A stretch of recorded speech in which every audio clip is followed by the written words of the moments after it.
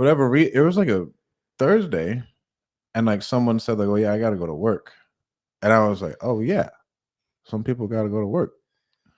Like in the middle of the day, and I was like, it just blew me away because like I was in New Orleans, I was in New Orleans at Mardi Gras, and like I'm still working, like I'm taking phone calls as we're going and everything else, but like did I have to be somewhere? No, and I was like, wow, this is really cool.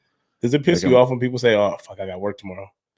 Do you ever catch yourself getting upset, like, because you want to hang out with somebody and they be like, "Oh, I got to go to work," and you're like, "What the fuck?" You feel almost like disrespected that they told you they got to go to work. We've talked about this, like why, like I have the friends I have now because number one, the spending habits, and then number two is time, right? Like well, I can go golf at like this time, like well, I got to do it after like 5. Like what?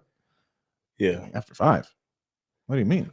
I mean, I'm a little bit more lenient because I love my friends. My friends are still working. But then all my friends, my close friends are in Salt Lake, but they both are entrepreneurs. Yeah.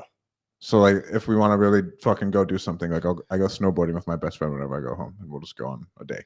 All my best friends, or just my best friends that I have the best relationships with, they still work. Incredible jobs, they still work, but they're incredible people. You know what I mean? So I kind of get hit on that sometimes. Like if it's not in the real estate space, most of the closest people to me still work. So yeah, and there's nothing wrong with it. But no, not at all. Like I said, it was awesome self-reflection of wow, we've really created like something that's special that where I can be in New Orleans at Mardi Gras, just during Mardi Gras. I'm looking at a storage facility. I happen to go there.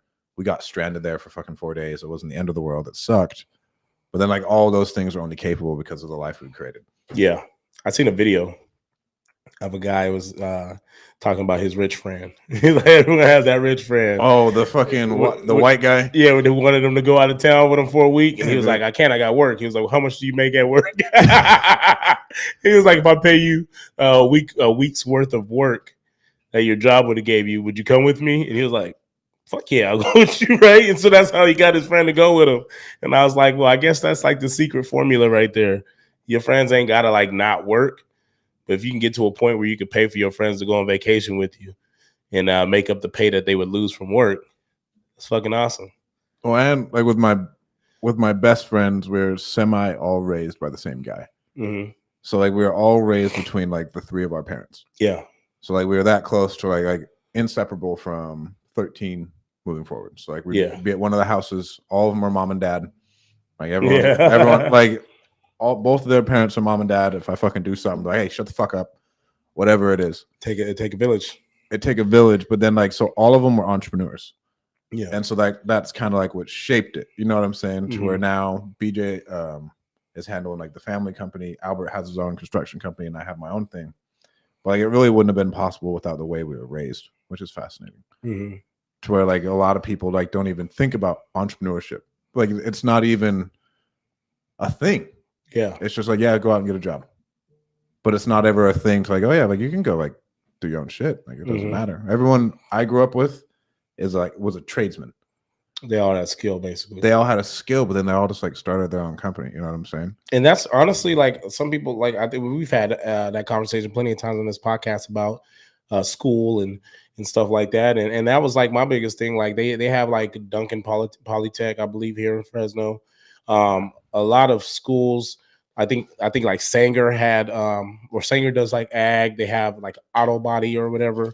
A lot of high schools are starting to bring back a lot of those trades because that's what we need them. We need them, which is crazy, right? We went away from that, and honestly, that's where the fucking money's at. You know, everyone's going to school and learning, you know, history and science, none of those things. But like, where are the skills? Where are the things that, you know what? If people couldn't get hired, which right now anybody can get hired, but if people couldn't get hired, how could they go out and make money? You know, you learn how to fix on cars in school. You know what? I may not be able to get a job in law enforcement right now, but one thing I can do is I can fucking hook up some cars and make some pretty damn good money with it. You know what I mean? Like, where's the skills? To me, the skills and the trades, those are the things those are the things that make you rich. Because you can have a career, but as long as you always got a trade or a skill that you can monetize on top of having a 9-to-5 or a W-2 job, You know what I mean? You can have a pretty damn good lifestyle. You talk about a barber, right? Someone can Right. go work Anyway. 9 to 5 and then cut hair on the weekends and make some really good money. Yeah. Yeah. That's very, very true.